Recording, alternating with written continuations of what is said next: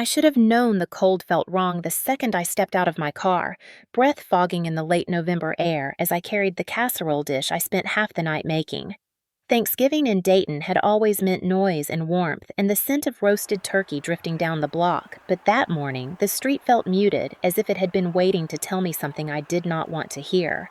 I walked up the familiar concrete path toward my parents' porch, my boots crunching against the thin frost, and I told myself the heaviness in my chest was just exhaustion from my last ER shift. When I knocked, the door opened only a few inches, stopping short, like a hand had braced behind it. My father filled the gap, blocking the inside of the house the same way a bouncer shields a doorway at a bar past capacity. His expression was flat, almost rehearsed. "Now is not a good time, Emma."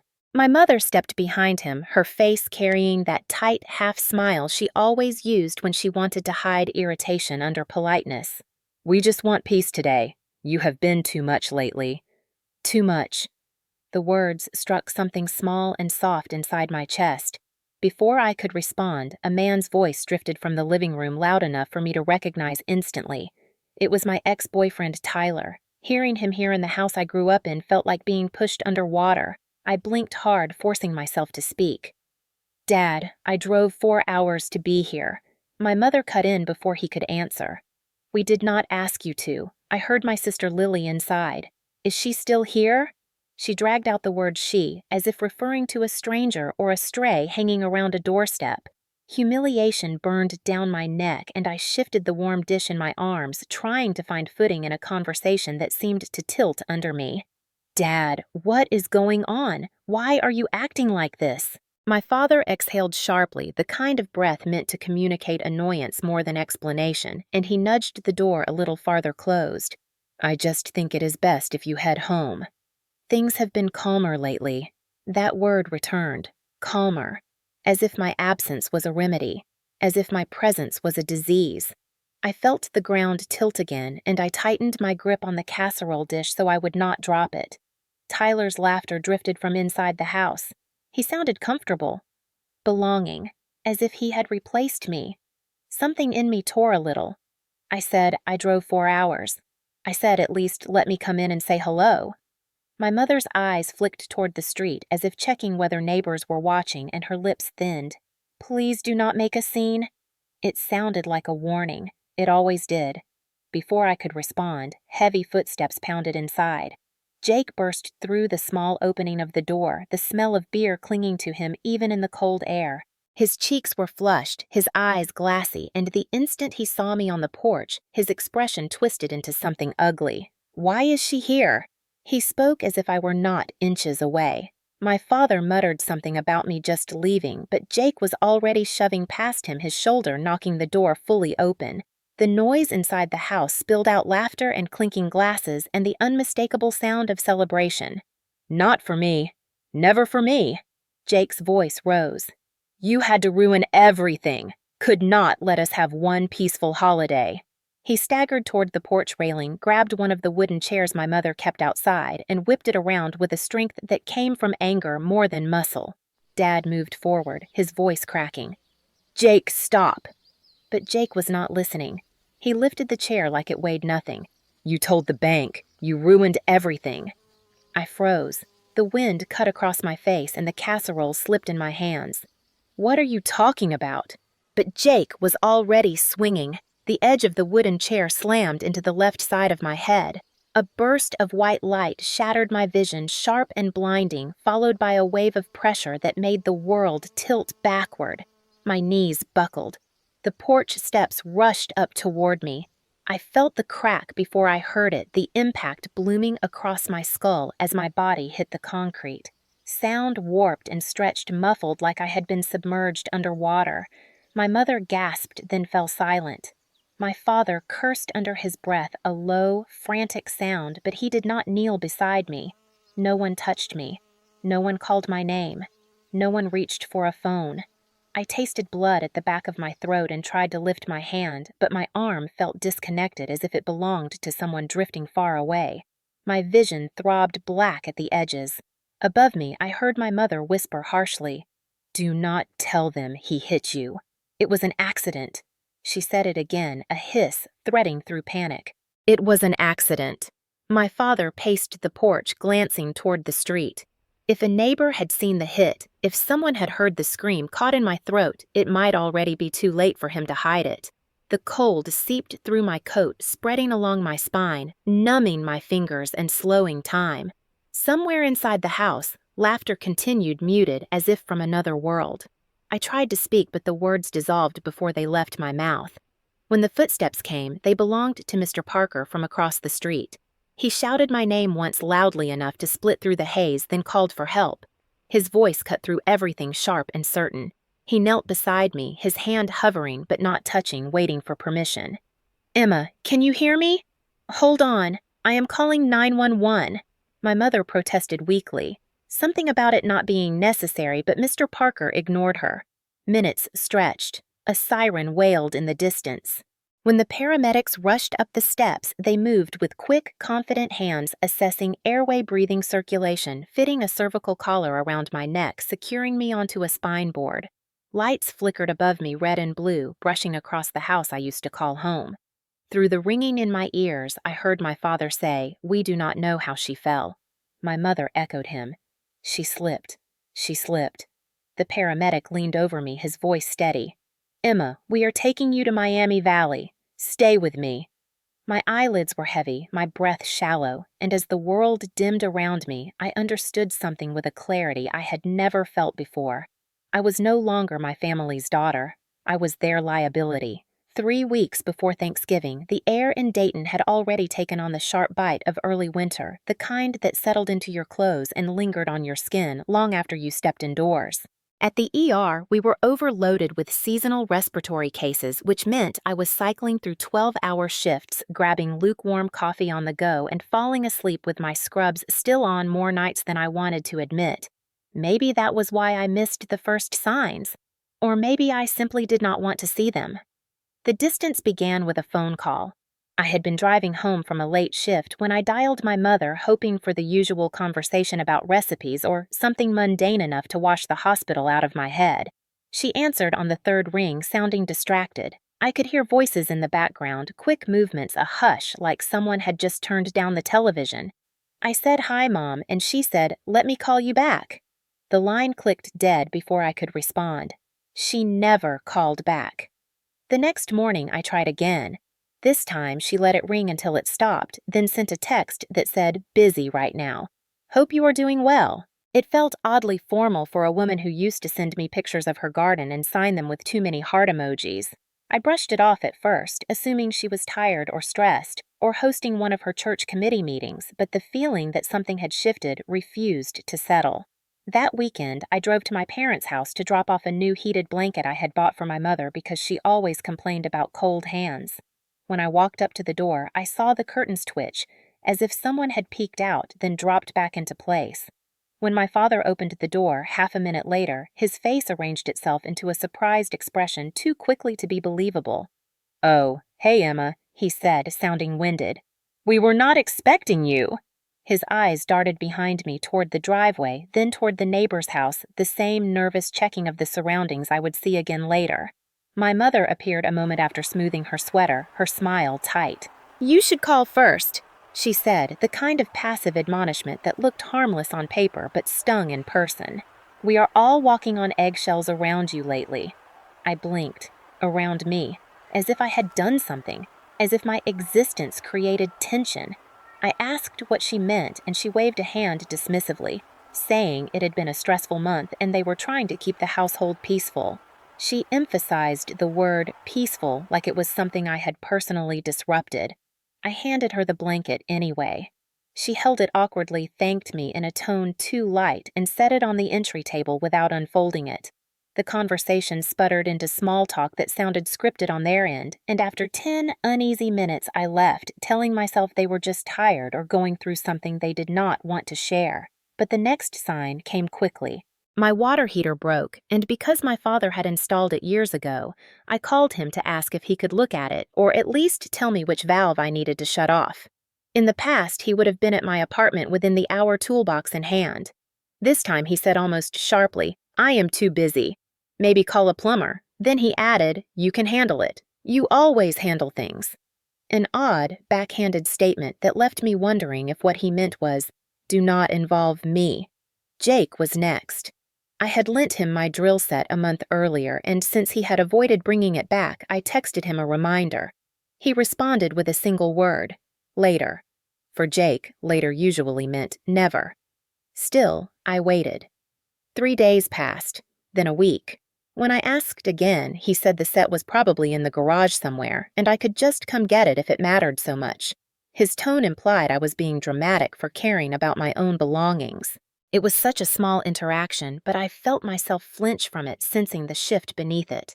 These were microaggressions, the small ways a family signals exclusion long before they say the quiet part out loud. At work, my colleague Marlene noticed I was quieter than usual. She was a veteran nurse who could read moods like vitals on a monitor. "You okay, kid?" she asked one evening as we restocked the med cart. I shrugged. My family has been acting weird.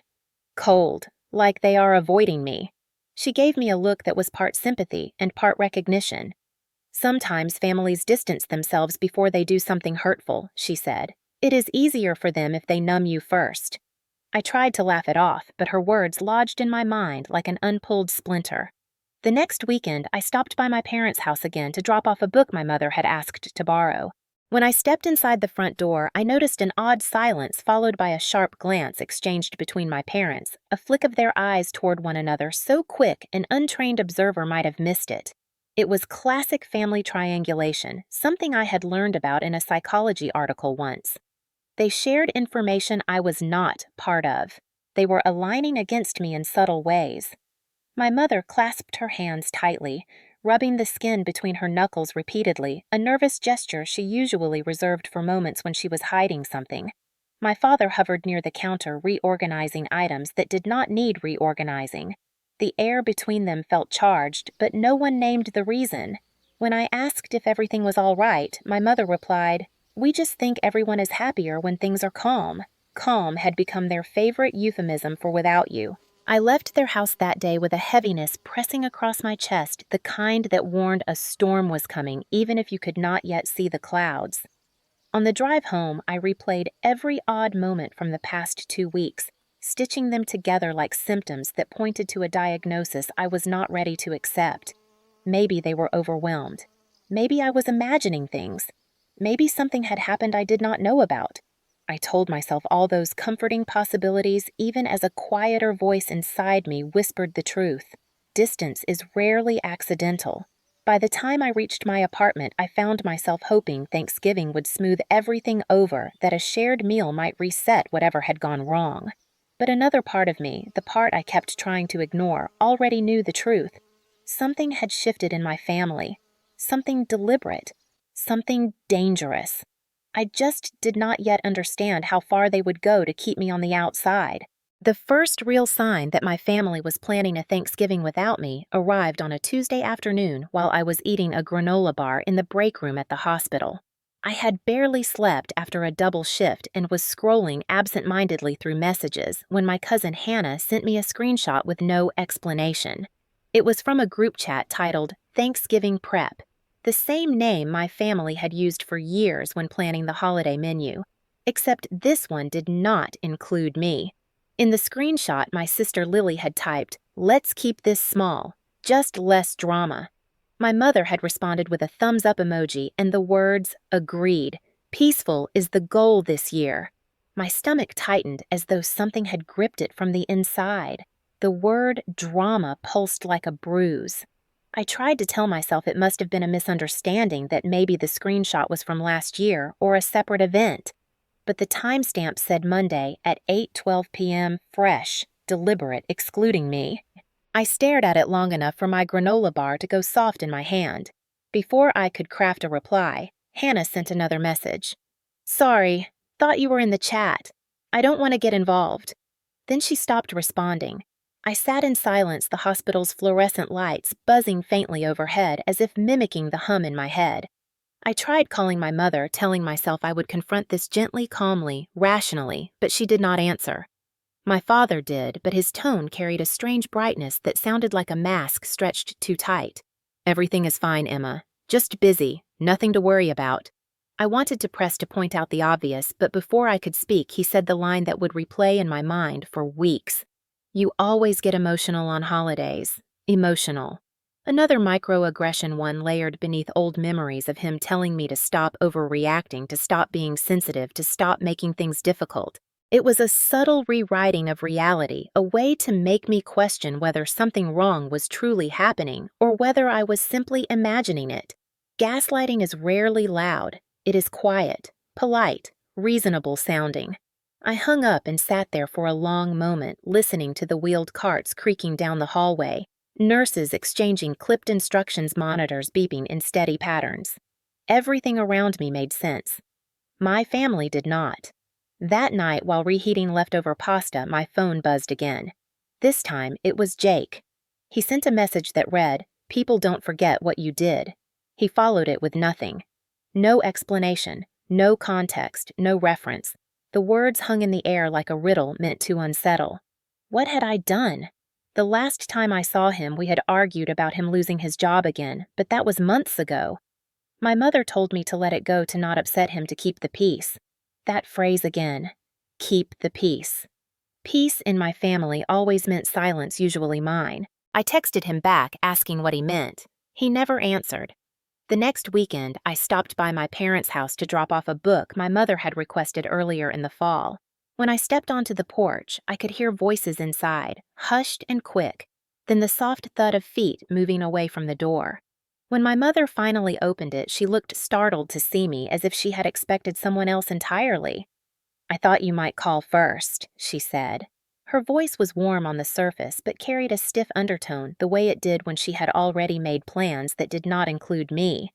I handed her the book and stepped inside, noticing the faint smell of roasting vegetables. She claimed she was not sure they would celebrate Thanksgiving this year. Yet here she was cooking elaborate dishes ahead of time. My father appeared from the kitchen, wiping his hands on a towel. His smile was too wide, his eyes too guarded. "We are still deciding about the holiday," he said. "It has been hectic. We might just keep it simple." Simple. Another word that meant without you. As we talked, my mother shifted uncomfortably, glancing repeatedly at a closed notebook on the table. It had a meal plan drawn on the cover in her handwriting.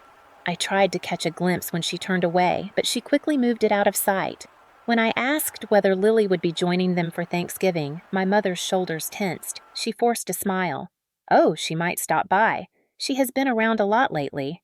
The way she said "a lot" carried a weight I recognized from childhood, the same tone she used when she wanted me to know that someone else was being favored, chosen, prioritized.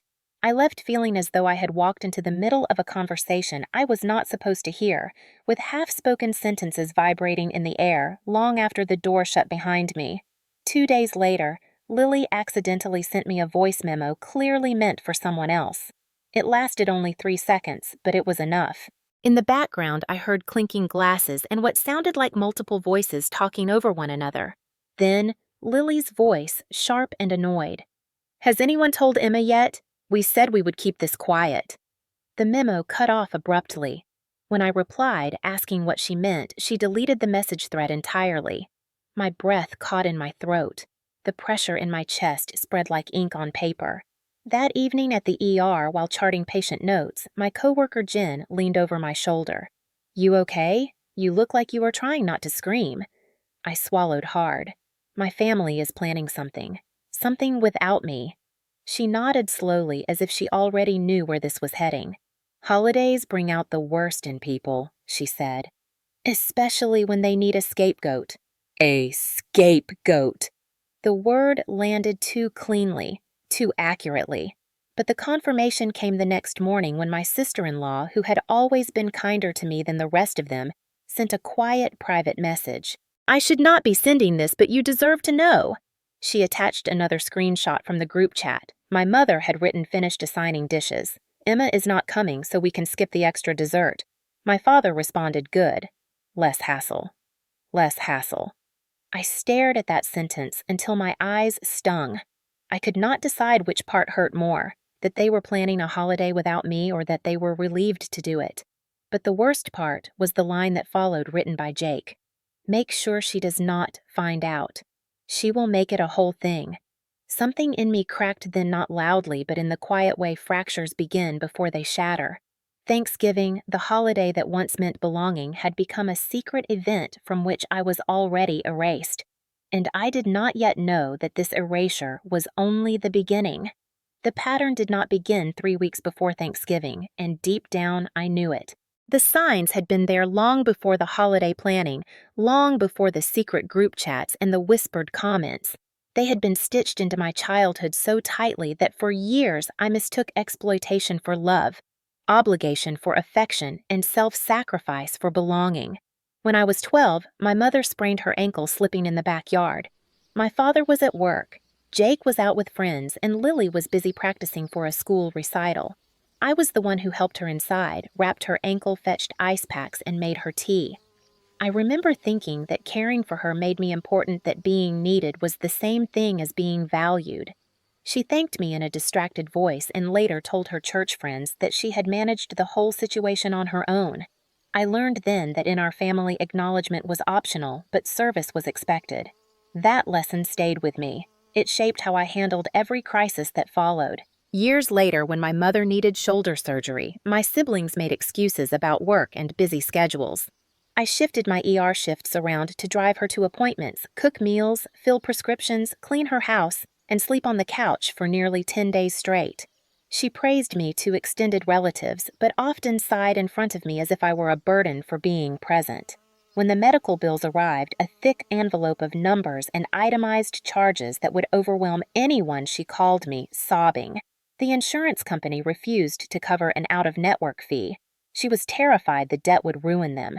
I was 24, then still paying off student loans, still living in a cramped studio apartment with furniture I had bought secondhand. But I paid her $3,400 because she sounded desperate. She cried with relief, told me I was her angel, then never mentioned the debt again. She never repaid it. She never intended to. That was the pattern. They came to me when they needed something, and I went to them because I believed that was what family meant. When Jake's car broke down outside Cincinnati, I drove an hour and a half to pick him up. It was late raining so hard, visibility shrank to almost nothing, and my own car made a grinding noise every time I braked. When we reached his apartment, he muttered thanks without looking up from his phone, then asked if he could borrow money to cover repairs. He said he would pay me back on Friday. He never did. I asked a few times before eventually letting it go because the fights were always worse than the debts. He would turn every conversation into an accusation. You care more about money than people, or you make everyone feel small when you help. He weaponized my generosity, repackaged it as selfishness until I stopped asking for repayment entirely. When storms hit Dayton 2 summers ago and tore shingles from my parents' roof, they called me immediately. My father said he needed help, that he was overwhelmed, that he did not want to involve contractors because they were too expensive. I spent every free hour that week hauling supplies, learning how to patch leaks, walking on a roof still slick with rain. My hands blistered, my shoulders burned, and my father complained that the shingles did not match the old ones. Not once did he thank me. Not once did he say he was glad I was there. It was simply expected. When Lily divorced her husband, she moved home temporarily. She cried every night in the guest room, and my mother called me each time insisting I come over. She needs you, Mom would say. She listens to you. I canceled plans, rearranged shifts, and spent countless evenings on that couch while Lily vented her rage and heartbreak.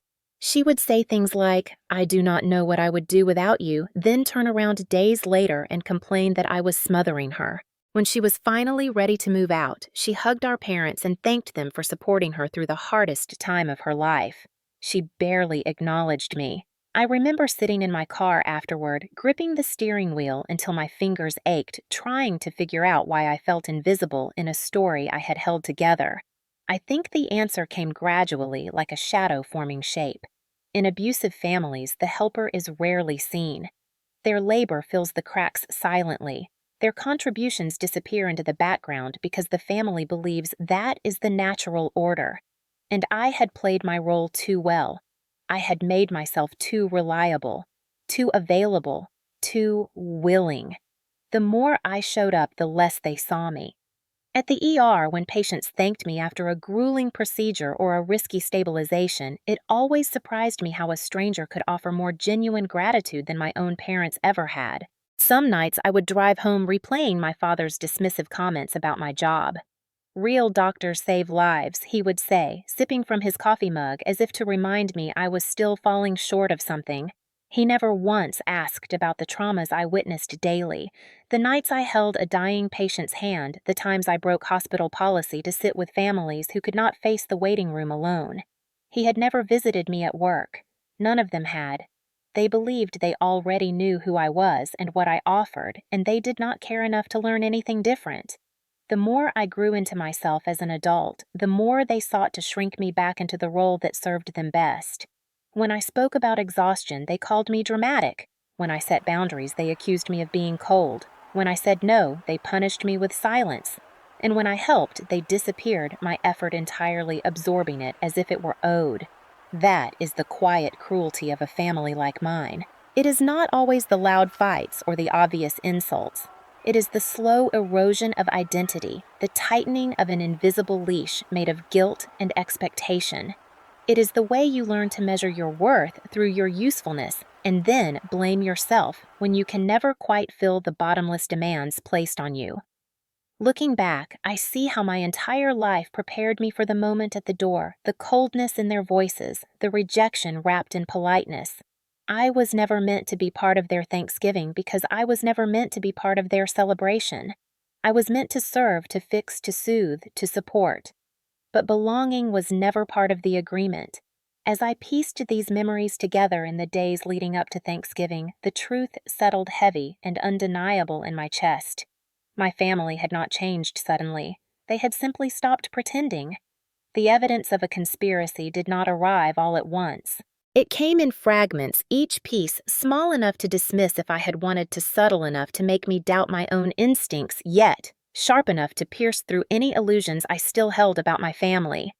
The first fragment appeared on a cold Saturday morning when I stopped by my parents' porch to drop off a bag of groceries my mother had asked for earlier in the month. She claimed she had not been feeling well and needed ingredients for a soup she wanted to make. When I arrived, the house was quiet. Too quiet for a weekend. No television humming, no footsteps upstairs, no clatter from the kitchen. I knocked and waited. After a long delay, my father finally opened the door, looking startled, almost annoyed. His eyes darted to the street as if checking for witnesses before widening just enough to mask his surprise. "Emma," he said with careful politeness, "you should really call first." I stepped inside, despite the stiffness in his tone. I planned to simply leave the groceries on the counter and go, but the smell in the air caught my attention. It was familiar. A mixture of roasted vegetables, herbs, and sweet glaze, the unmistakable scent of my mother's Thanksgiving menu. I glanced toward the kitchen. My mother stood at the counter chopping pecans. 2 pies cooled beside her. A pan of stuffing waited near the oven. Everything was prepped as if she were feeding a crowd. I blinked, trying to make sense of the contradiction. She had told me repeatedly they were unsure whether they would celebrate this year. Yet here she was preparing half the Thanksgiving meal. My father followed my gaze and offered an explanation too quickly. We decided to make a little something. Nothing big. Just for us. A small holiday. His expression was tense, the kind of tension that comes from rehearsing an excuse and hoping it holds. My mother looked up from the counter, offering a smile that did not reach her eyes. "We did not want to bother you if we decided not to do anything after all," she said. "You work so hard. You need rest. Rest." Another euphemism for exclusion. I nodded slowly and placed the groceries on the table. As I turned to leave, a folded receipt slipped from beneath a stack of cookbooks. It fluttered onto the floor near my feet. I bent to pick it up, intending to hand it back, but my eyes caught the printed words before I could stop myself. It was a receipt for 2 turkeys each, large enough to serve 10 people, purchased 3 days ago. My mother snatched it quickly, her movements sharp. "Oh, that is nothing," she said. "Just a mix-up. We might freeze them. Freeze 2 turkeys that size." It was a lie, quick and clumsy. I felt pressure build behind my ribs, but said nothing. Instead, I scanned the rest of the kitchen. A paper chart on the fridge listed tasks assigned to different family members. Prep yams beside Lily's name, Carve turkey beside Dad's. Bring rolls beside Jake's. There was no task beside mine. There was no mention of me anywhere. My father followed my gaze, then physically shifted his body to block the view of the fridge. He smiled again, brittle and stretched thin. "We really should plan things better next year," he said. The casual deflection only highlighted the truth. They had already planned this year. Without me. I left the house quickly, my heart pounding against my ribs the whole walk to my car. When I started the engine, my phone buzzed with a new voicemail. It was from my Uncle Roger, a man who usually left long, rambling messages about football and the state of the world. This one was short. "Hey, did anyone talk to Emma yet about the change in plans? Let me know." Change in plans. My fingers tightened on the steering wheel. The conspiracy was no longer a suspicion. It was happening. They were coordinating something behind my back, something they believed I should not know. On Monday, I opened Instagram during lunch and saw that Jake had posted a story. Normally, I would not have noticed, but coworkers often tagged each other in photos related to shifts, and the app ambushed me with a preview. The story was not visible. A gray bubble appeared instead, with the message unavailable. My stomach dropped. I logged into a secondary account I rarely used. There it was. A video of Jake laughing in the kitchen with my father and sister, all three tossing ingredients into bowls as music played in the background. A caption across the screen read, "Pre-Thanksgiving cooking night." The timestamp was from the previous evening. I watched them stir batter and grin at each other, my mother stepping into the frame at one point to adjust a bowl while laughing.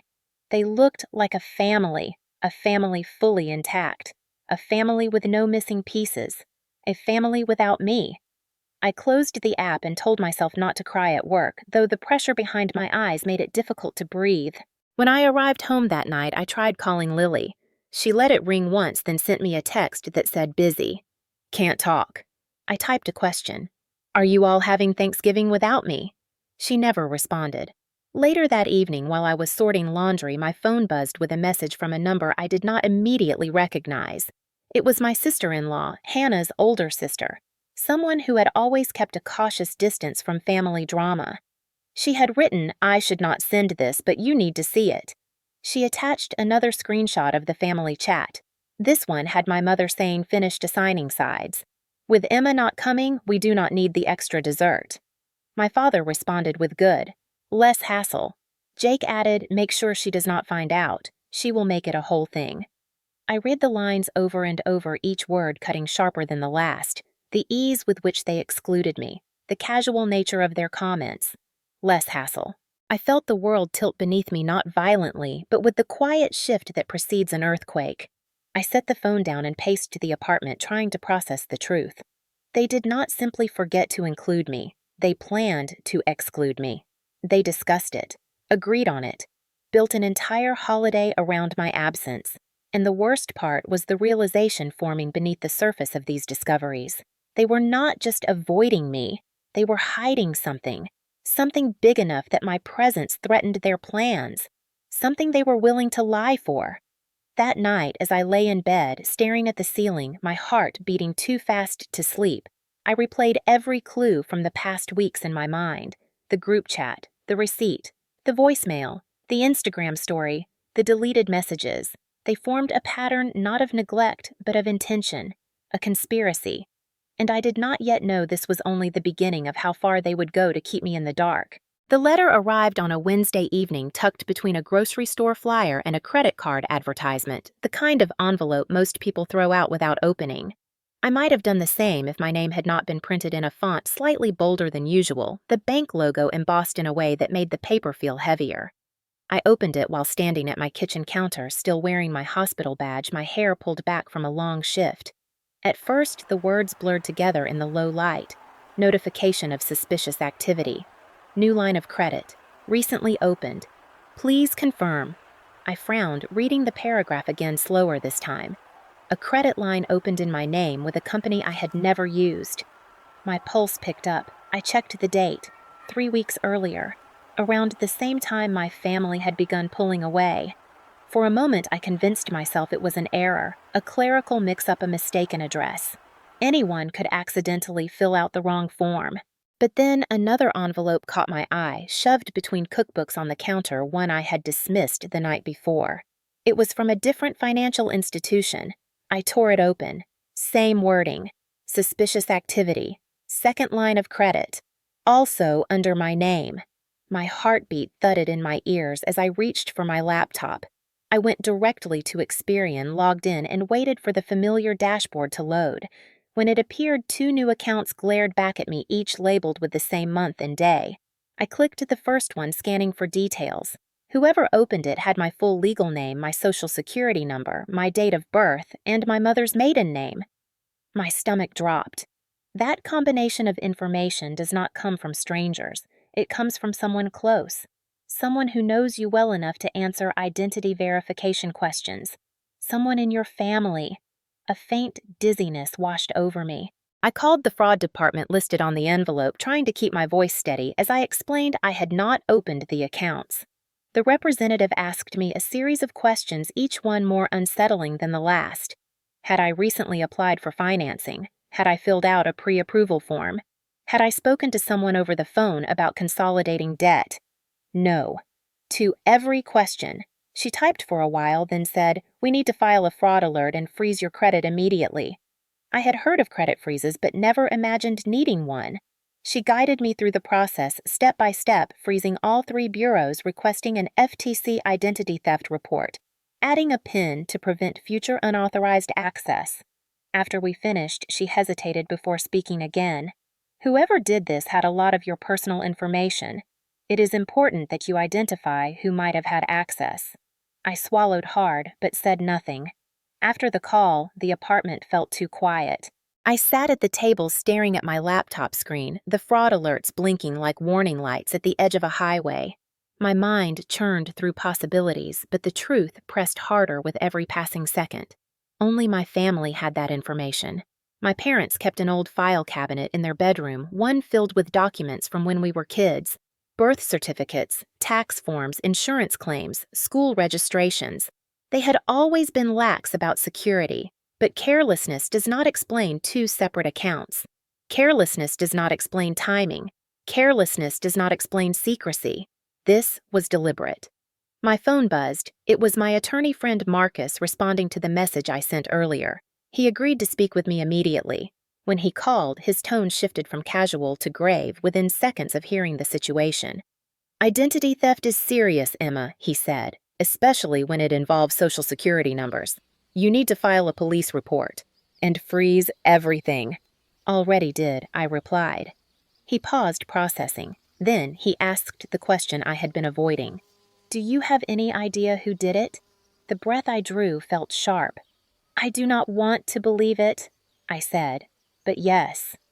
He spoke gently. "Identity theft by a family member is more common than you think. Medical debt, credit card debt loans they cannot qualify for. They see your credit as a solution they are owed. It is still a crime." The room seemed to tilt, just like it had on the porch weeks later, though I did not yet know that moment was coming.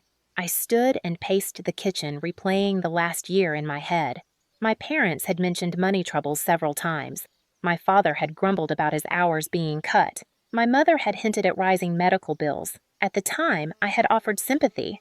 They had thanked me, vaguely, dismissively. The air felt thick.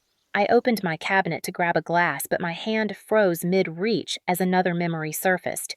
2 months earlier, my father had asked me to bring over an old box of family records from my apartment. He said he wanted to digitize them for safekeeping. I had not thought twice about it. I delivered the box to their house, the same house where 2 credit lines had somehow been opened in my name within weeks. I sat down heavily. My phone buzzed again. This time, it was a message from my mother. "Hope you are doing well, sweetie. Are you coming by this weekend?" The kind of message she sent when she wanted something. The kind that pretended everything was normal. I stared at it for a long time before placing the phone face down. My breath felt trapped beneath my ribs. I opened my laptop again and pulled up the identity theft report form. As I typed, the reality settled in fully. Someone had used my identity to open credit they could not afford. Someone had violated the one thing I believed even my family would never touch. My name, my responsibility, my future. The more I examined the dates, the clearer it became. They had done it around the same time they began excluding me from family conversations. They pulled away because they were hiding something, and they did not want me close enough to discover it. Later that night, as I sat on my couch surrounded by documents, I called Marcus again. If this goes further, he said, you might need to involve a financial investigator, and you should consider the emotional aspect too. This kind of betrayal can hit harder than the financial side. I almost laughed because he did not know what the next 3 weeks would bring. He did not know the betrayal would become physical, violent, unforgettable. But in that moment, I felt the first shift inside me, the one that turned fear into clarity. My family had crossed a line they could never uncross. And Thanksgiving was no longer just a holiday coming, it was the date everything would detonate. The night before Thanksgiving felt wrong before it even began. It crept in slowly, sliding beneath my skin like a cold draft slipping through a cracked window, the kind you notice only when you finally stop moving. I came home after a long ER shift, peeled off my scrubs, and stood beneath the shower until the water ran lukewarm. Usually, the night before Thanksgiving calmed me. Even when my family was chaotic, even when the holiday meant stress or last-minute cooking or navigating old tensions, there had always been a small warmth in the anticipation. This year, that warmth was gone. It had been replaced by an uneasy stillness, the kind that precedes a storm you cannot yet see but can feel pressing at the horizon. I made myself dinner but barely ate. My mind kept circling the same questions. Why exclude me? Why lie? Why the secrecy? Why the financial betrayal layered beneath it? Every time I tried to push the thoughts away, they returned sharper than before, like broken glass surfacing through sand. As the sky darkened outside, the wind swept against my windows in restless bursts. I sat on the couch with a blanket drawn around my shoulders, staring at a half-folded basket of laundry without really seeing it. The apartment felt too quiet for the night before a family holiday. My phone sat silent beside me. No last-minute check-ins. No reminders about dishes. No messages about what time to arrive. It was the first Thanksgiving Eve of my life where my family did not expect me, and yet I could not shake the urge to go anyway. Part of me wanted to confront them. Part of me wanted answers. A larger part simply could not accept being erased. At 8 o'clock, my coworker Marlene called. She always checked on me before holidays because she knew too well how rough family dynamics could get. "Hey, kid," she said, voice warm and seasoned by decades in the ER. "You holding up?" I considered lying, but my voice betrayed me. "I do not know." She was quiet for a moment. Then she said something that settled heavily in the space around me. Sometimes before a family lashes out, they emotionally distance themselves. It makes the eventual blow easier for them, harder for you. I closed my eyes. "Because they need to justify what they are about to do," I whispered. "Exactly." Her voice softened even more. "I know you want to show up tomorrow because hope is stubborn, but go in with your eyes open. Some families create storms they expect you to drown in. Some expect you to apologize for the waves." After we hung up, I sat motionless for a long time, letting her words settle. Maybe it was foolish, but I still clung to the possibility that everything could be explained. That the identity theft was some misunderstanding, that the holiday plans had shifted without malicious intent, that the warmth I once knew might not be fully gone. But deep down, I knew Marlene was right. Something was coming. I felt it. Around 9, I pulled out a container and began preparing the casserole dish I always brought to Thanksgiving, even though no one had asked for it. The motions soothed me. Chop, stir, season, taste, repeat. The smell filled my apartment with memories of holidays past, of times before exclusion and secrecy and betrayal. I placed the finished dish in the fridge and stepped back staring at it. Why was I doing this? Why was I still preparing for people who had deliberately cast me aside? The answer was simple in a painful way. Habit, loyalty, hope. Hope is the most dangerous of the three. I packed an overnight bag out of instinct, then unpacked it, then packed it again, annoyed at myself for caring. My thoughts circled the same question. Should I go or not? If I stayed home, I would spend the entire day wondering if I had conceded too easily, wondering if maybe someone would have reached out, wondering if perhaps the situation was fixable. If I went, I risked humiliation. I risked confirming exactly how unwanted I was. I risked seeing my ex-boyfriend laughing in my childhood home, seated at a table meant for me. But something in me hardened then as I stood in my quiet kitchen wiping a smear of sauce from my wrist. If they wanted me erased, I would not erase myself for them. They would have to say it to my face. They would have to own their cruelty. So I decided. I would go. Not to fight, not to plead, not to explain. I would go to see the truth for myself. Once seen, it could never be denied. That night, snow began falling early. It dusted the street outside my window in uneven patches collecting on the hood of my car. I pressed my palm to the cold glass and watched the flakes drift in slow spirals under the streetlights. In my mind, I rehearsed the plan. Arrive early enough that they could not pretend they missed my knock. Stay calm. Keep emotions steady. Observe. Do not react unless necessary. Bring casserole. Smile. Ask questions. Listen for lies. Leave when the truth became clear. Simple, almost surgical in its precision. A mental checklist shaped by years in the ER where chaos meant survival and calm meant control. But beneath that checklist, fear simmered. A deep, primal fear I could not name yet. I felt it tightening in my ribs, vibrating beneath my sternum, warning me that something was already in motion. Something I could not stop. Something waiting on the other side of my family's front door.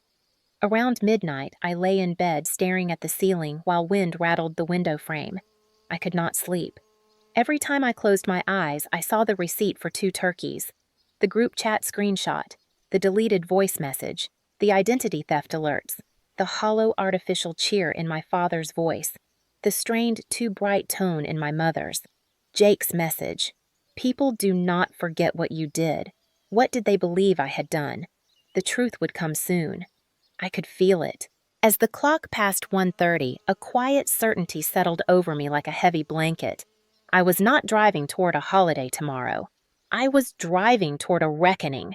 A truth powerful enough to crack open the illusions I had carried all my life. A truth that would change everything. I fell asleep with that thought in my mind, unaware that within 24 hours I would be lying in the back of an ambulance, blood in my hair, sirens screaming toward an ER where I would no longer be the nurse but the patient. Thanksgiving morning arrived colder than the forecasts predicted, the kind of cold that stiffened the air and sharpened every breath. I woke before my alarm, long before the sun had risen, with a tightness in my chest I tried to ignore. I moved through my apartment as if following muscle memory rather than choice, dressing in a soft sweater, braiding my hair, warming the casserole in the oven, until the kitchen filled with familiar scents that once meant comfort. As I packed everything carefully into the passenger seat of my car, I repeated the mental rules I had made the night before. Stay calm. Observe. Do not react unless necessary. The drive to Dayton felt longer than usual. The roads wound through empty fields dusted with snow, each mile making my pulse climb a little higher. The sky slowly brightened from charcoal to a pale, wintry blue, streaked with the faintest hints of rose and gold. Normally, I loved these quiet holiday mornings, the peaceful stillness before gatherings, but today the silence pressed against my temples like a warning. When I finally turned onto my parents' street, something inside me shifted. Cars lined the curb on both sides more than I expected, at least a dozen. Family, extended relatives, and other guests, people who were not supposed to be here if my parents had truly been unsure about hosting Thanksgiving at all. I parked at the end of the street, taking a moment to breathe. My hands trembled on the steering wheel. I tried to steady them, but the tremor remained. The casserole dish felt heavier than any medical equipment I carried at the hospital. I walked down the sidewalk slowly, forcing my steps into steady rhythm. The closer I got to the house, the louder the sounds became. Laughter spilled onto the porch in warm bursts, muffled only by the closed door. Someone knocked a glass against another. Music played softly inside. I reached the porch steps and paused, the cold wind brushing against my cheek. The holiday wreath I had helped my mother hang last year was still on the door, though someone had added gold ribbon to it. My mother always said gold represented unity. I lifted my hand and knocked. For a moment, nothing happened. The sounds inside continued unabated, laughter, footsteps clinking silverware. The conversation dipped, then swelled again. Finally, the doorknob clicked and the door cracked open only an inch or two, just enough for my father's face to appear. His eyes flicked immediately to the casserole dish before meeting mine. He did not look surprised. He looked cornered. "Emma," he said quietly, "now is not a good time." My stomach tightened. "Dad, I drove 4 hours. I have been calling. We need to talk." He stepped slightly forward, blocking the opening with the rigid posture of a man guarding a private room. Behind him, I saw nothing, just a sliver of wall. The smell of turkey and spices drifted out warm and rich, the unmistakable scent of a fully prepared feast. I choked on it. My mother appeared then, hovering just behind him, her hands clasped in front of her chest. She wore the apron she always used for holidays, the one with embroidered leaves on the front. Her eyes flicked toward the driveway as if checking whether anyone had seen me arrive. Her voice carried that smooth, practiced softness she used when delivering discomfort wrapped in politeness. "We thought you were working today," she said. "It has been easier without interruptions." Easier. Interruptions. My throat felt suddenly dry. I tried to swallow but could not. "Mom, what is going on? Why are you acting like this?" I heard footsteps behind them. Someone whispered something unintelligible, followed by a laugh. Devastatingly familiar. Then my ex-boyfriend Tyler stepped partially into view. He wore a dark sweater sleeves pushed to his elbows, the same casual confidence he always walked with. His smile froze when he saw me. "Oh, this is awkward," he said under his breath. My heart cracked in a place I did not know it could. Behind him, another voice piped up. "Is she still here?" It was Lily. She said it loudly with irritation, as if I were a solicitor lingering on the porch. Something hot and electric surged inside me. I took a breath. Dad let me come inside. "We are family." My father's face hardened. His jaw tightened and his eyes turned cold in a way I had never seen directed at me. "Turn around, Emma." His voice was flat, firm, final. "You are not invited home." The words hit with such force that for a moment the world felt silent, as though someone had pressed their palm over my ears. Not invited home. My home. The house I grew up in. The place where every childhood birthday, every scraped knee, every teenage heartbreak had unfolded. My mother closed her eyes briefly, as if bracing herself against the side of me. "You have been too much lately," she murmured. "We just want a peaceful holiday." A peaceful holiday meant a holiday without me. I felt the breath leave my lungs. I could not speak, could not move. My fingers tightened around the casserole dish until I feared the glass would crack. I forced myself to absorb every detail.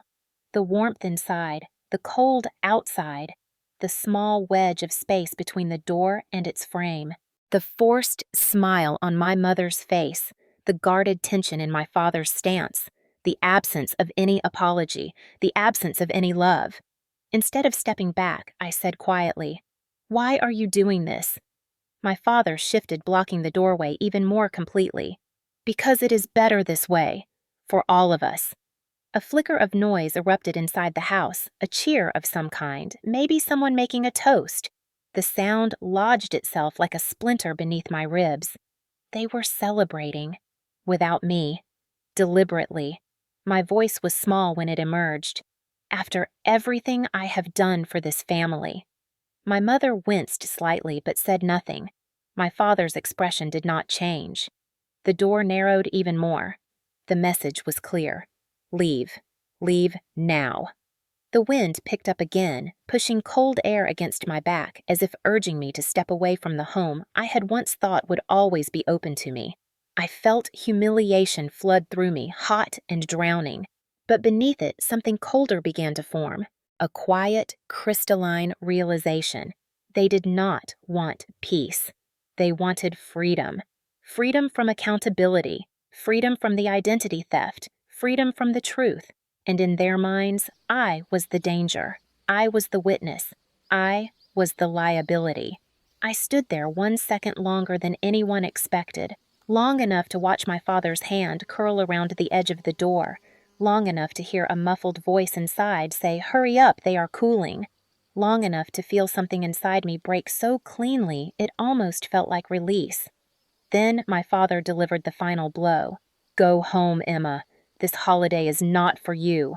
And with that, he closed the door. The last thing I heard before it latched shut was Tyler laughing at something Lily said. The door had barely clicked shut before the cold pressed fully against me, sharper now, almost metallic in the way it stung my cheeks. I stood frozen on the porch, gripping the casserole dish like a lifeline breath coming out in uneven clouds. The rejection echoed through me with such force that for a moment I could not move, could not think, could not understand how the family I had spent my life supporting had just exiled me with the ease of brushing snow from a railing. I stared at the closed door, at the faint outline of warm light glowing through the glass, and something fragile inside me crumpled. But before the collapse could settle, footsteps erupted inside the house, heavy, fast, uneven. Then the door jerked open again, this time with no hesitation, no attempt at politeness. Jake filled the doorway, breath sharp and sour with alcohol, eyes wild in a way I recognized instantly. I had seen drunk aggression in the ER too many times to misinterpret the signs. His shoulders were tense, chest heaving like he had run across the house in one furious sprint. "What are you doing here?" he yelled, the words slurred but sharp enough to cut. I blinked, stunned.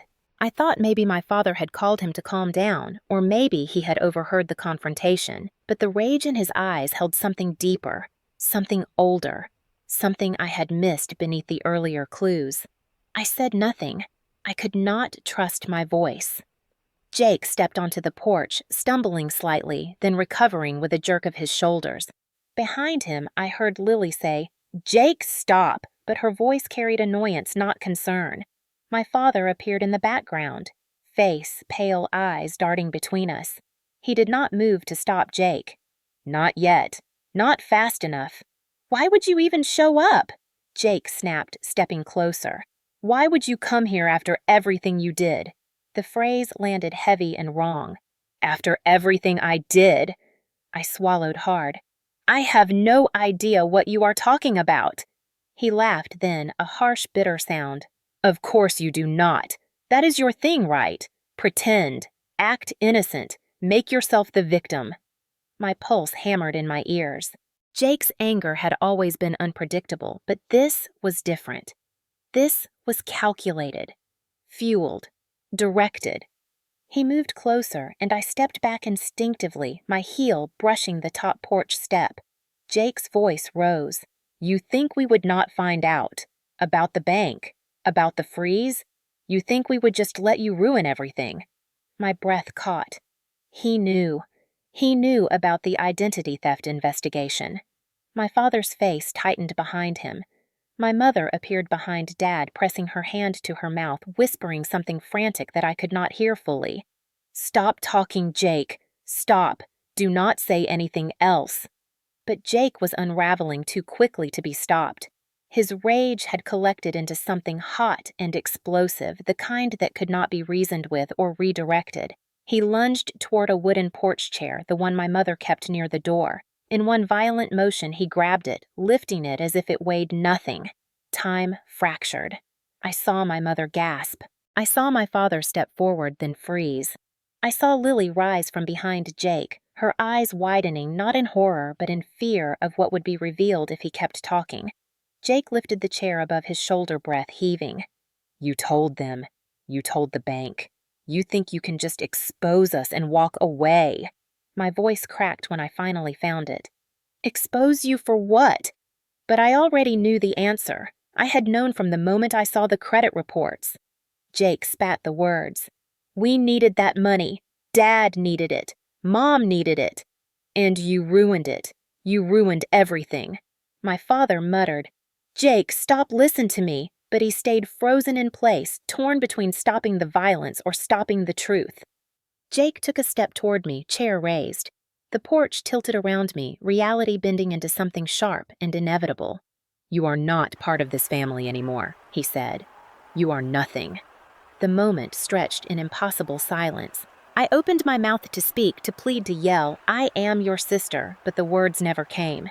Jake swung. The wooden edge of the chair slammed into the left side of my skull with a force so intense it lit up the world in a burst of white.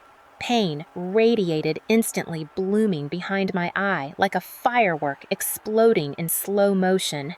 The casserole dish slipped from my hands and shattered on the porch below glass, scattering in a ringing arc. My knees buckled and the cold concrete step rushed up to meet me. I hit the ground hard, the shock jolting through my body. Darkness flickered in and out of my vision. My ears filled with a distant ringing, then muffled voices, then nothing, then everything all at once. Somewhere above me, my mother screamed. Not my name, just a startled, panicked sound. My father hissed something sharply, a frantic whisper shaped by fear, not for me, but for the consequences. Jake stood over me, chair still clutched in his shaking hands, his breath ragged. For a moment, I thought he might drop it and collapse. Instead, he stared at me, eyes wide and horrified and furious all at once, as if surprised by his own capacity for violence. Then I heard it, my mother's voice again, low, terrified, frantic. "Do not tell anyone he hit you. Do not tell them. It was an accident. You slipped. You slipped." My father echoed her. "Yes." She fell. She slipped on the ice. "That is what happened. Do you understand?" The wind whipped around me. Snowflakes drifted onto my cheek, melting slowly against the rising heat of my skin. My vision blurred, then sharpened, then blurred again. Somewhere in the distance, footsteps approached. Mr. Parker, my neighbor, shouting something as he realized what had happened. My mother tried to wave him off, but he pushed past her. "Oh my God, Emma! Can you hear me? Emma, stay with me!" He knelt beside me, his voice trembling with urgency. "Somebody call 911. My father snapped it was an accident, but Mr. Parker ignored him completely. More voices, more footsteps, a door slamming, someone crying, someone cursing, then sirens. Louder, closer. The world tilted again. Darkness pulled at the edges of my vision, but just before it swallowed everything, I heard my father whisper the truth that would haunt me long after the bruises faded. "We cannot let her ruin everything." And then the world went dark. The world returned in fragments as if consciousness were a hallway lined with flickering lights. I felt movement first, the sway of a gurney beneath me, followed by the cold rush of air against my cheeks. Then, voices brisk and clipped speaking over one another with the familiar rhythm of medical urgency. I knew that rhythm. I had lived inside it for years as an ER nurse. Hearing it now directed at me instead of a patient sent a disorienting ripple through my mind. "Female, early 30s, blunt force trauma to the head," one medic said. "Fell down the porch steps according to family, but scene witness disagrees." That sentence cut through the fog. "Scene witness, Mr. Parker." Thank God. A paramedic leaned close to me as they wheeled me through the automatic doors of Miami Valley. "Emma, can you hear me? Squeeze my hand if you can." I tried. My fingers twitched. "Good. Stay with us." Fluorescent lights flashed above me in a dizzying pattern. Each jolt of the gurney sent waves of pain across my skull, radiating from the left temporal side where the wooden chair had landed. Someone placed a cervical collar around my neck. Another checked my pupils with a pin light. Pupils unequal, responsive but sluggish. GCS 14. I heard the numbers as clearly as if I were charting them myself. Glasgow Coma Scale. Not horrible, but not reassuring either. A nurse joined the team. "We need a CT head stat. Rule out intracranial bleed. Trauma Bay 3. The doors swung open and I was flooded with the crisp scent of antiseptic and adrenaline. Machines beeped. Curtains rustled. A monitor clipped onto my finger. Blood pressure cuff tightened around my arm. A cold stethoscope pressed briefly to my chest. Even in my haze, I recognized every movement, every sound, every step of the process. This was my world, but now I was inside it as a helpless participant. A doctor appeared beside me, tall, wearing navy scrubs. "Emma." I am Dr. Harris. You took a significant hit to the head. We are concerned about a possible epidural hematoma. We need to scan you immediately. Can you tell me what happened? My mouth felt thick, heavy, filled with wet cotton. I tried to speak. My lips parted. A ghost of a word formed. Chair. But the sound died before reaching air. She slipped on ice. My mother's voice snapped sharply from somewhere near the curtain. I jerked inward, startled. She should not have been allowed this close. She slipped. It was an accident. My father parroted the line behind her voice, rigid, desperate. She slipped. She slipped. I forced my tongue to move. No. The doctor glanced at them, irritation flashing across her face. I will speak with the patient alone. This is not optional. She signaled to a nurse who guided my parents away reluctantly. My mother protested weakly. We are her family. But Dr. Harris cut her off. And this is a trauma evaluation. You will wait outside. The curtain closed, and for the first time since the blow, I felt a sliver of safety. Dr. Harris leaned closer. Emma, I need the truth. Did someone hit you? A tear leaked sideways down my temple, soaking into the pad beneath my head. My throat tightened, but before I could answer, pain surged again, so sharp it felt like lightning. My breath hitched. Okay, she said quickly. Save it. You can tell me after imaging. Just stay with me. They wheeled me toward radiology. The hallway blurred the ceiling lights, streaking like comets across my vision. A nurse walked beside me, reading my vitals aloud. BP dropping slightly. Keep an eye on that. Oh, she placed a warm hand over my cold one. You are doing great, Emma.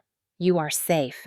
But the word safe felt foreign, far away, as if my body no longer understood it. In the CT room, they transferred me onto the hard table. The movement sent a white, hot flare of pain through my skull.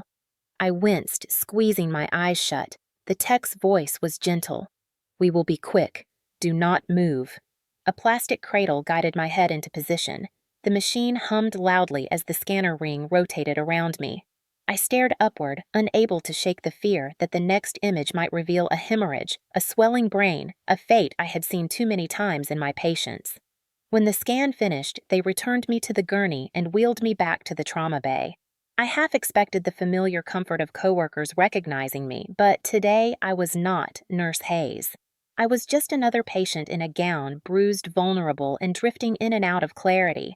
A social worker appeared beside me. Her badge read Lori in neat letters. Emma, I am here to ask you some questions required by law. Anytime we suspect a domestic assault, especially involving head injury, we must report it. Do you feel safe at home? The word home felt like a bruise. I tried to answer, but speech came slowly. Not safe. Lori nodded gently, taking notes. Did someone cause your injury? Not an accident. My voice cracked. She leaned closer. Was it a family member? I closed my eyes. Images flashed fast and violent. Jake lifting the chair, the sound of wood hitting bone. My father whispering, we cannot let her ruin everything. My mother saying it was an accident. Yes, I whispered. The doctor parted the curtain again, holding a paper printout of my CT scan. You have no intracranial bleed, she said. No skull fracture. You are lucky. A concussion. A severe one. You will need monitoring for the next 24 hours. Relief washed through me, weak but real. Then Officer Miller entered. I recognized him from occasional ER security calls. He stepped near the bed. Miss Hayes, I understand there was a witness at the scene. He reported seeing your brother swing a chair at you. The words hung heavy. My mother, who must have pushed past the curtain, blurted out before I could speak. She fell. She slipped. Stop saying that, I whispered, surprising myself with the force of it. Officer Miller studied me, expression steady. Emma, this is not the first time we have had a call from that address. A chill ran through me. What do you mean? Reports of disturbance. Possible domestic incidents. Noise complaints. None were followed through. But the record exists. It stunned me into silence. I lay there, injured, exhausted, and half drowning in the realization that the violence I experienced today had not been an anomaly. It had been a pattern I never knew existed. Officer Miller continued, "We need a formal statement once you are stable, and there will be an investigation. Your brother will be contacted. Your parents may be as well." My mother gasped as if she were the injured one. "You cannot do this. Families have disagreements." Officer Miller turned to her with measured calm. "A disagreement does not cause a head injury and a concussion. Please step outside." As she backed away, I felt the full gravity of everything settle around me. I was no longer just the daughter, no longer just the nurse. I was the victim of an assault, a felony, and the system was now involved. The truth had begun to surface, and nothing could pull it back down again. By the next morning, the hospital felt less like a workplace I knew well, and more like a holding space between the life I had lived and the one that was about to unravel. My head throbbed with every pulse, a deep ache radiating from the point where the chair had struck me, and the concussion left everything slightly blurred around the edges. Still, my mind was clearer than it had been in weeks. Clarity hurt, but it was clean. When Officer Miller returned to my room just after sunrise, the sky outside still tinted with pale blue. His expression had shifted from concerned to methodical. He pulled up a chair beside my bed, notebook in hand. "Emma, we spoke with your neighbor. He confirmed seeing your brother raise the chair and strike you. He observed your parents standing nearby and offering no assistance. He also reported that your mother attempted to discourage calling 911. I inhaled slowly, chest tightening. Even when the truth was spoken aloud, it felt impossibly surreal, like hearing someone narrate a nightmare I had not yet fully woken from. I nodded. I know what happened. I felt it. I remember the moment before the hit and the moment after. Officer Miller hesitated, flipping to another page. "Your brother fled the scene before patrol arrived. Your parents were uncooperative, insisting it was a fall. We will be interviewing them again." There was a pause. "Based on your statement combined with witness testimony, this is classified as felonious assault." The words landed heavily in the air. Felonious assault. Against me. By my own brother. It was a phrase I had heard dozens of times at work, documenting injuries, piecing together stories, watching victims tremble beneath hospital blankets. I had never imagined hearing it applied to my own life. I shifted slightly. "What happens next?" Officer Miller's voice remained calm but firm. "We will issue a notice for your brother to come in voluntarily. If he refuses, an arrest warrant may follow. We will also be contacting your parents for further questioning." Their statements conflicted with evidence at the scene. That was the polite way of saying they had lied. Repeatedly, and the law had noticed.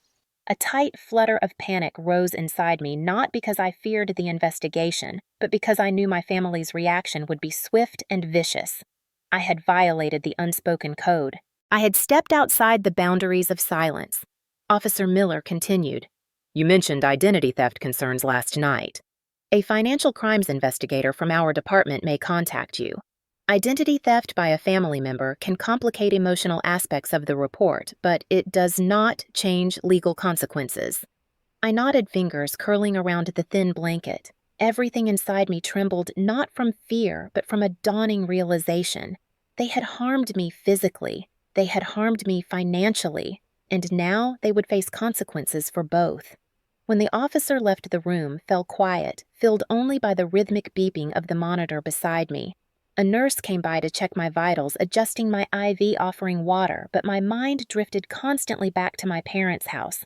What were they doing? How were they reacting? I hadn't waited long for an answer. At 9:30, my phone vibrated with the first voicemail, then a second, then 6 more. I stared at the notifications, my pulse climbing. They were all from my mother. I pressed play. Her voice spilled into the room, shaky, panicked, breathless. "Emma, please, call us back. We need to talk. This has gotten out of hand." The next one came seconds later. "The police came to the house. They want to talk to Jake. You need to clear this up. Tell them it was an accident." Her voice cracked at the end the way it did when she felt things slipping beyond her control. I let the third voicemail play. "Emma, why would you do this to us? You know how this will look. You know what people will say." Another message followed, faster, more frantic. "If you ruin your brother's life over one mistake, we will never forgive you." I flinched. My brother had swung a chair at my head hard enough to knock me unconscious. But to them, the mistake was mine, not his. The fifth voicemail shifted tone entirely. Your father's beside himself. He says you are turning your back on the family. We have always been there for you. Please think about what you are doing. Then the sixth message arrived, her voice brittle with barely contained rage. This is your fault. You pushed him. You always push. My fingers shook as I pressed delete. I knew these tactics: guilt, blame, minimization, manipulation. They were the oldest tools my family possessed, polished smooth over decades of use. But sitting in that hospital bed, bandaged and bruised, listening to the medical staff discuss concussion protocols around me, something fundamental shifted. I no longer felt the pull to protect them. A text arrived, this time from my father. It read, "We need to talk. You need to fix this. Jake is in trouble because of you." The audacity punched through me like a cold gust of wind. Because of me. Not because he assaulted me. Not because they lied to police. Not because they tried to hide evidence. No. Because I told the truth. Before I could put the phone down, it buzzed again. Another text. This one shorter. Do not talk to the police again until we go over what happened. My breath froze mid-inhale. They still believed they could script my reality. They still believed they could control the narrative. But the next message shattered whatever illusion remained. It was from an unknown number at first glance, but the moment I opened it, the truth clicked. Bank Investigation Office. The message read, Your father attempted to withdraw remaining funds from a frozen account. Attempt declined. Please call regarding urgent inquiries. My pulse roared in my ears. Of course he had. Of course he had tried to empty the account before the fraud investigation tightened around him. I imagined him at the bank counter, voice raised frustration leaking through the cracks of his charm. I pictured my mother pacing the living room shredding tissues as she panicked about consequences she did not believe she deserved. I pictured Jake avoiding calls, hiding in his apartment, hoping the police would tire before finding him. The imagery brought no satisfaction, only clarity. They were panicking because the truth was closing in from every direction. And unlike all the years before, I was not shielding them from it. Later that afternoon, Officer Miller returned with a brief update. Jake had agreed to come in but refused to answer questions without a lawyer present. My parents provided statements inconsistent with witness testimony. A report would be forwarded to the prosecutor's office. The identity theft complaint had been cross-referenced with police records. A financial crimes investigator would contact me within 48 hours. Thank you, I whispered. He paused before leaving. For what it is worth, he said gently, this kind of case is hard, especially when it involves family. But you are doing the right thing. A tear slipped down my cheek, unexpected and quiet. I was not crying for their panic or their crumbling illusions. I was crying because for the first time, someone stood beside me in a story my family had always twisted to make me the villain. When he left, I exhaled slowly, letting the truth settle deeper into my bones. My family was unraveling, not because I broke anything, but because I finally stopped holding their pieces together. The courthouse in downtown Dayton always looked heavier in winter, as if the stone facade absorbed the cold and held it weighing down the building with the gravity of every life that had ever passed through its doors. On the morning of Jake's hearing, a thin layer of frost covered the steps, crunching beneath my boots as I climbed toward the entrance. My head still ached from the concussion, a dull pulsing reminder of the moment everything changed, but I walked steadily. Shoulders square, breath steady. For the first time in a long time, I was not walking into a situation to fix it. I was walking into one to witness it. Inside the courthouse hallways buzzed quietly with a mixture of attorneys, defendants, clerks, and nervous family members.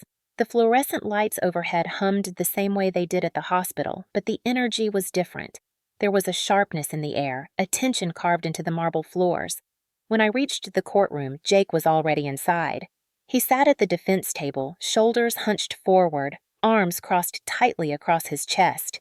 He looked smaller somehow, not physically, but in presence, as if the weight of consequences had finally pressed down hard enough to shrink the arrogance that once filled every room he entered. His lawyer, a tired-looking man in a gray suit, whispered to him as I entered. Jake looked up and froze when he saw me. For a fleeting second, something human flickered across his face. Shame, maybe. Or fear. Then it hardened into resentment. My parents sat behind him. My mother clutched a wadded tissue in her fist, eyes, red lips trembling dramatically. My father sat rigid beside her, jaw clenched so tightly the muscles twitched along his cheek. When I took my place on the opposite side of the room, my mother's gaze latched onto me. She mouthed the words, "Please stop." I did not respond. When the judge entered, everyone rose, then sat again. The hearing began with the charges read aloud. Felonious assault causing serious physical harm. The words echoed through the room with a cold precision that reminded me of the CT scanner's mechanical hum. Jake swallowed hard but said nothing. His attorney spoke first, listing factors intended to soften the blow. No prior felonies, community ties, employment history though unstable, a claim that emotions ran high, a claim that alcohol impaired judgment, a claim that this had been a family misunderstanding. The prosecutor stood next, flipping through a folder thick enough to hold both the police report and Mr. Parker's witness statement. "The state of Ohio takes violent assault seriously," she said. "The victim sustained a concussion from a blow to the head delivered with a wooden chair. The defendant fled the scene. The family attempted to interfere with emergency assistance. The evidence suggests deliberate intent and subsequent concealment."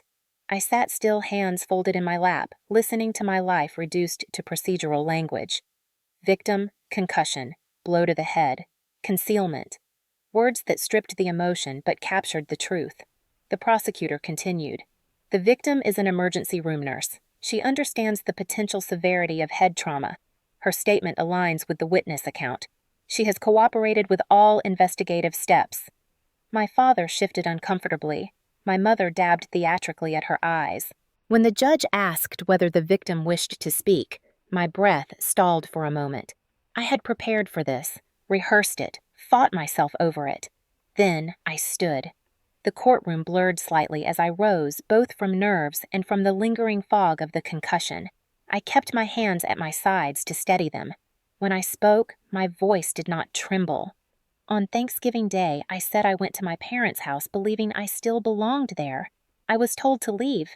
When I tried to speak, my brother struck me with a chair hard enough to knock me unconscious. I paused, letting the truth settle in the room. I did not slip. I did not fall. I was hit. My mother let out a quiet gasp that sounded more offended than pained. My father glared at me, jaw tightening even further. I continued. "I have spent my entire life helping my family, financially, emotionally, practically. I have stood by them in every crisis. But when I was the one who needed help, they lied to protect themselves. Not me. Not." The judge regarded me with a steady, unreadable expression. "Thank you, Miss Hayes. Please be seated." I sat again, exhaling slowly. The hearing moved into its next phase. The prosecution recommended probation with strict conditions, restitution for medical expenses, mandatory anger management, and a no-contact order. Jake's attorney countered, but even he sounded unconvinced by his own arguments. Finally, the judge delivered his decision. Given the severity of the incident, the judge said, and given the presence of a witness whose statement corroborates the victim's account, the court finds the defendant guilty of felonious assault. Jake's shoulders slumped. My mother let out a choked sound. My father squeezed her knee, though his expression remained tight and unreadable. Sentencing was delivered in calm, decisive tones. 2 years probation, mandatory weekly anger management classes, a 6-month suspended jail sentence that would activate if Jake violated any condition, restitution covering my medical bills and lost wages, a strict no-contact order prohibiting him from approaching me, calling me, messaging me, or attempting communication through any third party, and the final blow exclusion from my parents' property unless I consented. My father inhaled sharply at that one. The judge's gaze did not soften. "The order protects the victim, not the family's convenience." Jake stared at me with eyes filled not with remorse, but bitterness. He looked like a man who had expected to walk away untouched and could not understand why the world was no longer bending in his direction. After the gavel struck, people rose. Attorneys gathered papers. Bailiffs directed movement. The room buzzed faintly with shifting bodies. As I stepped into the aisle to leave, my mother rushed forward, ignoring the bailiff's warning. "Emma, please," she pleaded. "He is your brother. This will follow him forever. Please retract the statement. Please tell them he did not mean it." My voice stayed level. He meant it enough to swing the chair. My father's voice was a low growl. "You ruined this family. You embarrassed us. Look what you have done." I met his gaze without flinching. "I did not do this. I simply stopped covering it." The bailiff gently guided them back, warning them not to violate the no-contact order. I turned and walked out of the courtroom into the cold air, the winter wind biting at my cheeks. Behind me, their voices faded into nothing. In front of me, for the first time, was a path that did not require me to bend until I broke. Consequences had begun, and none of them belonged to me. In the weeks after the hearing, the collapse of my family did not come as an explosion. It came as a slow, inevitable implosion, like a house rotting from the inside until the structure gave way under its own weight. I watched the unraveling from a distance, not out of cruelty, but out of a strange, quiet clarity that felt new to me. For the first time, I was not the one patching holes, soothing egos, or stitching together the pieces. I simply observed, letting the consequences fall where they belonged. The first sign of the collapse came from my mother's church community. She had always been heavily involved there, baking for events, organizing charity drives, volunteering for every committee. Her identity was woven into that place. But news spreads quickly in small Midwestern suburbs, especially when a violent assault and a court hearing are involved. At first, she tried to control the narrative, telling people it had been a misunderstanding, an accident, a private family matter that had spiraled out of proportion. But Mr. Parker's testimony had made its way through the community before she did.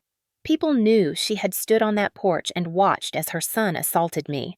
They knew she had tried to prevent a neighbor from calling for help. They knew she had lied to the police. And in a community that prided itself on holding each other accountable, even discreetly, that knowledge created distance. She told me in a voicemail when I did not answer that women from her Bible study had stopped inviting her to meetings. Another message revealed that the pastor had gently suggested she take some time off. It devastated her. Not because she felt remorse for what happened to me, but because she felt the sting of social consequence. My father's unraveling was different. He worked in a supervisor role at a small manufacturing company, a job that required clean records and steady conduct. When the employer received a formal inquiry from law enforcement regarding the identity theft investigation, everything began to shift. According to a message my cousin forwarded me, his supervisor pulled him aside and asked whether the allegations were true. My father, proud and irritable, reacted poorly. He raised his voice. He claimed persecution. He insisted the police were misinterpreting things. Weeks later, his hours were cut, then cut again, until eventually he was asked to resign. The phrase used in the documentation was voluntary separation, but everyone in town knew what it really meant. A man who had barely held our household together financially had now lost his job during the holidays. And yet, he still blamed me. In one voicemail, he spat the words, "You cost me everything," as if his actions had played no role in the outcome, as if I had forced him to open credit lines in my name, as if I had forced him to lie to the police, as if I had forced him to prioritize covering up my assault rather than preventing it. But blame was easier than accountability. It always had been. Jake's collapse was the most predictable. After the court hearing, his girlfriend left him. She moved out within a week, taking her things and posting a vague message on social media about choosing peace over chaos. More than once, people from his circle described seeing him drinking heavily at a local bar, slumped over a counter, ranting about betrayal and injustice. He told anyone who would listen that I had ruined his life, that I had exaggerated, that I had turned the family against him. The irony, of course, was that the family had never turned against him. They had turned against me, but denial was the only way he knew how to survive himself. His anger management classes began shortly after sentencing. but reports filtered back through extended family that he resented every moment and argued with the counselor. I heard from someone else that he had been warned by his probation officer after missing a session. The suspended jail sentence hung over him like a storm cloud, and still he could not see the truth. He was not the victim. He was the architect. Meanwhile, my parents' relationship began to fracture under the weight of stress they had previously projected onto me. Without me there to play the scapegoat, they turned on each other. My mother blamed my father for convincing her to support the lie about the assault. My father blamed my mother for allowing Jake to drink so heavily at family gatherings. They argued loudly enough that neighbors overheard them through thin winter windows. More than once, police were called for noise complaints. I stayed out of all of it. My phone continued to buzz with messages alternating between demands, pleas, accusations, and manipulations, but I no longer felt the familiar pull to answer. I let the messages pile up unanswered, the silence between us becoming its own kind of boundary. My therapist later said that sometimes the collapse of a toxic family system is the first step toward truth. Sometimes peace is born from the rubble. In quieter moments, I wondered if I should feel guilty watching everything fall apart, but the guilt that once gripped me so effortlessly did not return. Instead, I felt something else: detachment, not coldness, not revenge. Just an understanding that their downfall belonged to them, not to me. I had not caused it. I had simply stepped out of the role that held their chaos together. And without their scapegoat, the fragile structure they had relied upon for years could no longer support its own contradictions. Extended relatives began to distance themselves too. I could tell because invitations to holiday events stopped including my parents. Group messages shifted subtly, excluding them the way they had once excluded me. One relative reached out privately to tell me people were talking. They are saying your parents hid things for too long. They are saying Jake always had a temper. They are saying you were the only one who kept the peace. The irony stung in a bittersweet way. I had spent years being told I was the problem only to discover that I had been the glue. And now that I was gone, the pieces scattered. The most difficult part came a month after the hearing when I received a letter from my parents. Not an apology, not accountability, but a plea. They wrote that their lives had become unbearable, that the community had turned against them, that financial strain was overwhelming them. They wrote that they needed me. They wrote that I owed them. The old version of me would have folded instantly under the weight of those words. The new version did not. I read the letter once, then again, then folded it carefully and placed it in a drawer I no longer opened. I did not respond. Their collapse continued quietly after that. Rumors circulated that my father was applying for lower-paying jobs. My mother limited her outings, avoiding the places where people whispered. Jake drifted further into bitterness, unable to accept responsibility. And I watched all of it from a distance, not with triumph or satisfaction, but with a somber awareness that this was the cost of truth.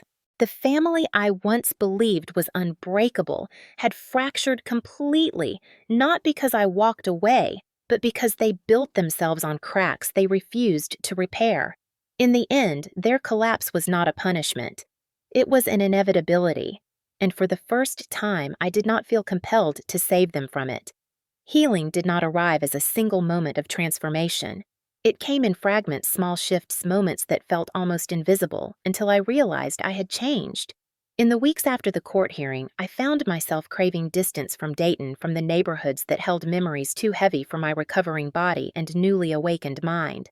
I signed the lease on a small apartment in Cincinnati, a one-bedroom space on the third floor of a quiet building overlooking a line of bare winter trees. It was not luxurious, but it was mine in a way nothing had ever been mine before. When I moved in, the silence of the empty rooms felt unfamiliar. Not frightening, not lonely, just new. The first night I sat on the living room floor with unpacked boxes stacked around me. I ate takeout from a plastic container and listened to the hum of the radiator. For the first time in my adult life, I was not anticipating the next crisis.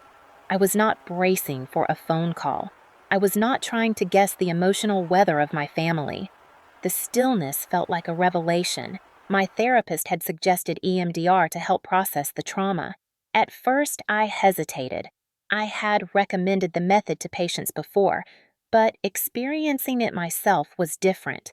Vulnerability always is. But I showed up to my first session on a gray Tuesday afternoon. The room was soft and warm, with dim lighting and a wall of calm blue paint. The therapist, Dr. Reed, explained how we would approach the memories gently, letting my mind reorganize them into something less suffocating. When I closed my eyes and followed the rhythmic tapping she guided me through, images flickered to life behind my eyelids. The porch, the wooden chair, the sound of laughter behind a barely open door, my mother whispering, my father blocking the doorway, my brother's arm lifting, my body falling, my breath catching. But instead of drowning in the memory, I felt myself move through it. The edges softened, the impact loosened, the fear lost its grip. After the session, I sat in my car for a long time, hands resting on the steering wheel, feeling both drained and strangely lighter. Healing was work, hard work, but it was also a kind of quiet rebellion. Every time I chose myself over the old patterns, I was breaking the cycle that had held me for decades. I began establishing boundaries in ways I never had before. I blocked my parents' numbers. I limited communication with extended relatives to short, neutral responses. I learned to say no without apology. Dr. Reed called it reclaiming agency. To me, it felt like learning how to breathe without permission. In Cincinnati, I started finding pieces of myself I had forgotten. I took long walks bundled in a scarf, watching snow settle in thick white quilts over the sidewalks. I visited a small cafe down the street where the barista remembered my name after 3 visits. I bought a houseplant even though I had always joked that my thumb was the opposite of green. I spent evenings reading under a soft lamp, learning the pleasure of doing things simply because they soothed me. As the concussion symptoms faded and my energy slowly returned, I found myself sleeping more deeply. My nightmares lessened. The tightness in my chest loosened, then loosened again. Work became easier too. When I returned to the ER, my colleagues greeted me with warmth, not pity. There were soft touches on my shoulder, welcome backs whispered with care. They knew not to ask details, trusting I would share if and when I wanted to. In a strange way, the hospital felt safer than home ever had. One evening in January, the city was wrapped in a quiet snowfall. I walked home beneath streetlights glowing gold against the white sky, and something inside me shifted. Not dramatically, not loudly, just a gentle realization. I no longer felt defined by what had happened. I did not feel broken. I did not feel trapped. I felt free. The memory of Thanksgiving was still there, but it had stopped feeling like a wound. It felt like a point of origin, a boundary line between the life I endured and the life I was now choosing. I marked 1 month in my apartment by cooking dinner for myself. Real dinner, not takeout or quick snacks grabbed between shifts. Chicken, roasted vegetables, warm bread. I set the table with 1 plate and lit a candle even though no one else was there to see it. As I ate, I realized that this was the first holiday season I had ever spent without bracing for emotional impact. The quiet around me was not emptiness, it was peace. A few days later, Dr. Reed asked me a question that settled into my bones. When you think of family now, what comes to mind? I took a long breath. Not my parents, not my brother, not the house where I had always been told who to be. Instead, I pictured my coworkers laughing between shifts. I pictured the barista waving at me when I walked into the cafe. I pictured myself sitting on my couch with a warm blanket draped over my legs, a cup of tea in my hands, the lamp casting soft light across the room. I pictured safety. Family, I said quietly, is not who you are born to. It is who makes you feel whole. Dr. Reed nodded. That is healing. Snow melted slowly as winter eased into early spring. I began attending a local support group for adult children of dysfunctional families. I did not speak during the first 2 meetings. I simply listened to others who carried familiar patterns in their voices. Guilt, obligation, manipulation, betrayal, and resilience. Their stories echoed parts of mine, and for the first time, I did not feel alone in my experience. One evening after a session, a woman named Hannah placed a gentle hand on my arm. "You do not look lost," she said softly. "You look like someone who finally put down a weight." Her words stayed with me the entire walk home. My life was not perfect. My heart still tightened when I passed certain types of wooden chairs. My breath still caught when I heard loud male voices behind me. Occasionally, I woke from sleep with a jolt, unsure of where I was. But each time, the fear faded faster. Each time, I returned to myself sooner. Healing did not erase what had happened, but it rebuilt me in ways I never expected. By the time spring hinted its arrival through budding branches and longer days, I realized something profound. I was not surviving anymore. I was living. I had built a life free of fear, free of manipulation, free of forced loyalty. For the first time, my life felt like it belonged to me. And that was the beginning of everything. If you are still here with me listening to the last chapter of this journey, then I want you to hear this part clearly, because it is the piece I wish someone had told me years ago. Leaving a toxic family is not an act of betrayal. It is an act of survival. It is an act of choosing the life you deserve over the role someone forced you into. For most of my life, I believed I had to earn love. I believed I had to endure to sacrifice to absorb the impact of every emotional blow so that the people around me could stay comfortable. I believed that family meant staying, no matter how deeply the staying cut into my spirit. But healing taught me something different. Healing taught me that you can love someone and still walk away from them. Healing taught me that blood ties do not require loyalty when loyalty is not returned. Healing taught me that silence protects the abuser, not the abused. And healing taught me that peace is not the absence of conflict. Peace is the absence of fear. When I look back at the version of myself who stood on that porch on Thanksgiving Day holding a casserole dish while my parents blocked the doorway, I see someone who was still hoping to be accepted. I see someone who still believed love could be earned. But the woman who stands here now speaking to you has learned that acceptance begins with yourself. It begins with choosing your own safety, your own dignity, your own peace. I am not telling you that leaving is easy. I am not telling you that justice arrives wrapped neatly in legal documents. I am not telling you that moving on happens overnight. It does not. Healing is not a straight line. Some days, I still feel the sting of memory, the echo of my mother's voice, the heaviness of knowing that the people I trusted most were capable of choosing their comfort over my safety. But I do not feel trapped by it anymore. I do not feel defined by their choices. Instead, I feel strengthened by my own. I think about the patients I treat in the ER, the ones who come in shaking and ashamed, still defending the people who hurt them, and I want to tell each of them what I am telling you now. You are not weak for leaving. You are not disloyal for protecting yourself. You are not unlovable because someone failed to love you correctly. Sometimes the bravest thing you can do is step away from the people who taught you to doubt your worth.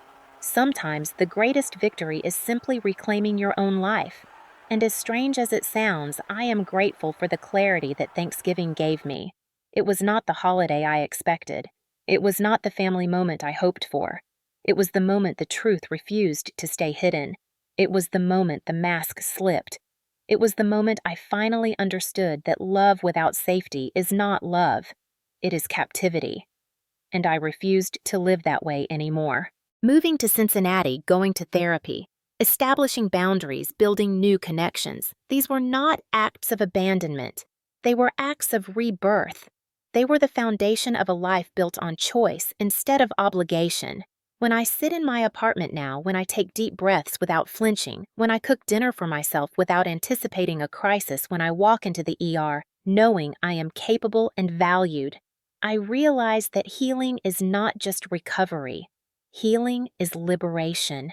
If you are listening to this and you have survived a family that tried to define your worth for you, I want you to know that you are not alone. You are not dramatic. You are not too sensitive. You are not the problem. You are the person who learned to endure too much for too long, and you deserve better than that. You deserve safety. You deserve respect. You deserve peace. And if you have already walked away, or if you are taking the first steps, or even if you are still gathering the courage to imagine a different life, I want you to hear this. You are stronger than you think.